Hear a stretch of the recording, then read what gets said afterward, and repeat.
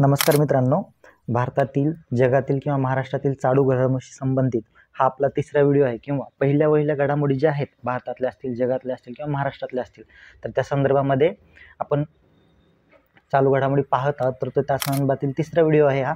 तर पहिल्यांदा चॅनलला असेल तर सबस्क्राईब करा आणि हा व्हिडिओ शेवटपर्यंत बघा. आपण करंट अफेअरच्या दृष्टिकोनातून हा व्हिडिओ बनवते. चला स्टेप बाय स्टेप आपण प्रश्न बघूयात. कोणते कोणते प्रश्न आहेत की ज्या पहिल्या घडामोडी आहेत ज्या की परीक्षेला येऊ शकतात.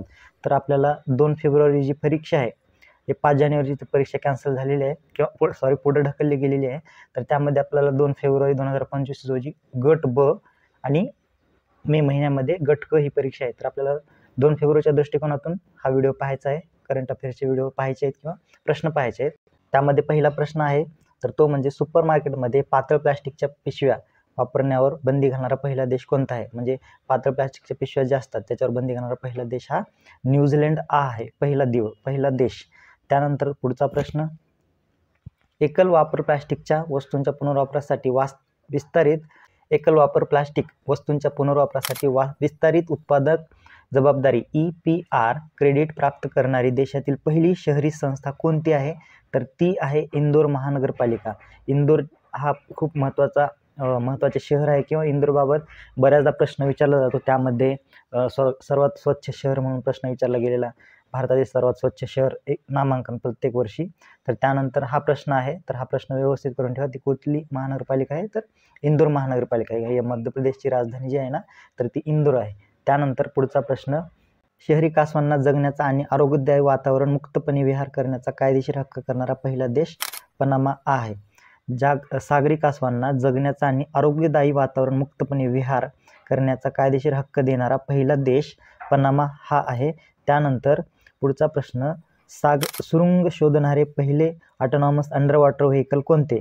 तर असा प्रश्न आला तर त्याचं उत्तर असणार आहे निराक्षी. सुरुंग शोधणारे पहिले ऑटोनॉमस अंडर वॉटर व्हेकल. त्यानंतर पाचवा प्रश्न, 100% इथेनॉलवर चालणारी जगातील पहिली कार कुठल्या कंपनीने तयार केलेली की कुठल्या कंपनीची आहे तर टोयोटा इनोवा या कंपनीची आहे. E100 म्हणजे 100% इथेनॉलवर चालणारे. सहावा प्रश्न, जगातील पहिल्या चौथ्या पिढीतील अणुभट्टीचे अनावरण कोणत्या देशाने केले. तर चीन हा देश पहिला आहे की ज्यांनी जगातील पहिली चौथी पिढीतील अणुभट्टी अनावरण केलेले आहे अणुभट्टीचं. त्यानंतर सातवा प्रश्न, टाइम 100 नेक्स्टमध्ये स्थान मिळवलेली पहिली भारतीय महिला कोण आहे क्रिकेटपटू. तर त्यांचं नाव आहे हरमनप्रीत कौर. हे क्रिकेटशी संबंधित, प्लेशी संबंधित, खेळाशी संबंधित ही न्यूज आहे. त्यानंतर आठवा प्रश्न, आंतरराष्ट्रीय क्रिकेटमध्ये किंवा आंतरराष्ट्रीय क्रिकेट खेळणारी पहिली ट्रान्सजेंडर महिला किंवा ट्रान्सजेंडर खेळाडू किंवा क्रिकेटपटू कोण आहे तर डॅनिएले मॅकगाहे हे कॅनडा या देशाचे आहे. तर ती ट्रान्सजेंडर आहे जी पहिली क्रिकेटपटू आहेत.